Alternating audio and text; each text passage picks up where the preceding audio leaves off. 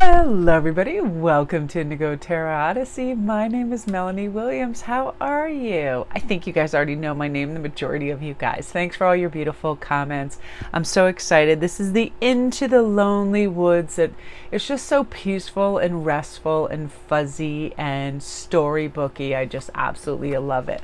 So let's go into our shadows are beautiful. In the I call it the storybook. It reminds us that, even when we're alone, we have to express and we seek communion and try to understand our inner voices. Sometimes they're very helpful, right, and peaceful, and they guide us, that kind of soul voice that is like, relax, you have everything that you need. You don't need to rush or over contemplate the ins and outs or future. It's like just being, which is so wonderful, and sometimes we'll find what we feared is beautiful. It's weird, right? It can be everything from letting something go and going on to something new. I know sometimes I have a difficult time transitioning, like if I'm really in a good headspace doing something, but I know I have an appointment or something, transitioning. I always have that, not fear, but I always have that contemplative things are going to be more difficult than they are when it comes to travel and things like that. And then you reach your destination and you're like, that was pretty easy, right?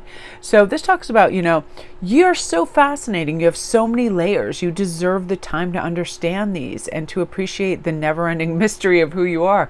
Because aren't we different every day? Don't some days we have the confidence of, Hercules, we're going to go out and we're going to do everything, we're going to slay. And then other days we're like, I'm just going to read a book and stay in my own little orbit because I need to recoup, whatever it is. There's so many mysterious, fascinating levels to everybody. I love it. And think about your friends and family too. I know my mom was like, gorgeously multifaceted in that she could just corral and monitor large groups of people, motivate.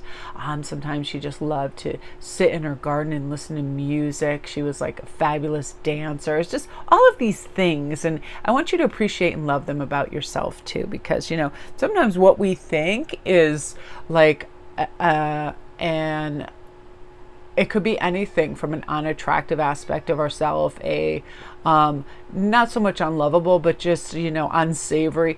And it isn't. It could be a loud laugh. It could be,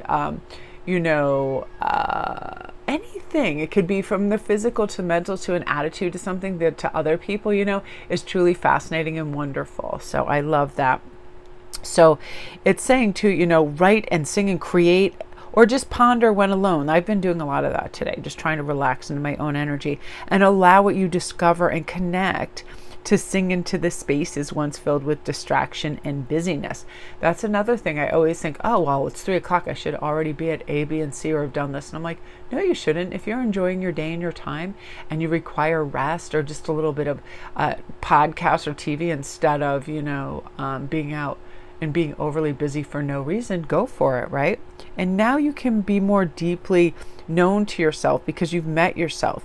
And now you're more loved because you have come to care so deeply for all that you are and not thinking that something is wrong or you need to be more, right? At our essence, we're all pretty freaking awesome. We're all we have a lot of similarities. We just want to feel connect. We want to feel like there's people out there that understand us. And that's part of why I started this channel too, because I know that from the time I was young, I loved to hear things that motivated me in a good way, things that made me feel good about my existence here, things that made me feel like I was tuning into something a little high vibrational. And I was like, I am going to be that channel if I can, and I feel really good when I hear somebody just like when I'm watching Nicholas Asba or Gregory Scott, they just start laughing. Their dog is doing something crazy or something is going on. I just love it, And it's also a beautiful daily ritual. We find somebody that inspires us and makes us feel good, and we're able to really tap into that, which I love.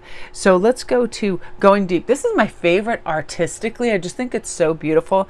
It says, there's times to walk and then there's times to swim, and the path takes you to the waters of the deepest self. Your unfelt emotions, the mystery of the psyche, the flowing nature of who you're fearful to be. All of those mysteries can be explored. Sink into the subconscious, know it's safe for you to be within this watery place for a time, and feel the gifts of silence, the calm, the weightlessness, and the depth of this world. You are part of this, just as you are part of the air. Don't stay on the edge of the lake. Walk into the waters and let them go over your head. The beauty of water will open your eyes to the beauty of the motions within you. And I have to say, Joni and I just decided one day, we're like, well, let's just go to the beach. And we just went right in. And every day after that, we're like, oh, can we fit in beach time? And we were just so excited to go. And it lets your emotions flow. You feel weightless. You feel like you're part of something that is like deep and wonderful and soothing at the same time, right?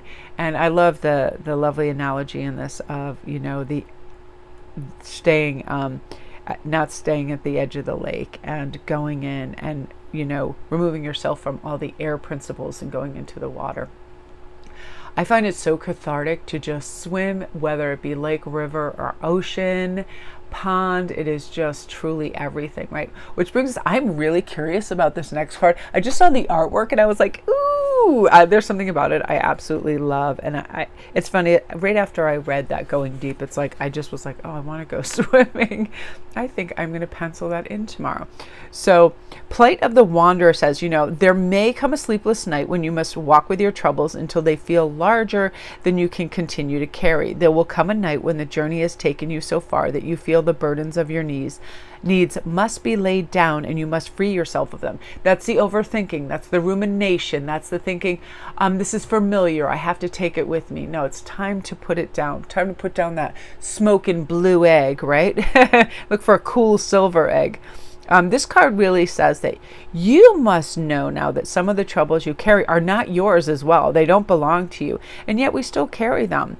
There will be a wise one who tells you to share some of these troubles for a time. They will help you know which to keep, to learn from, and remember, and which can be put aside, acknowledged as not yours to carry, and buried softly in the good earth to heal, to change, and become a part of the great of all that is.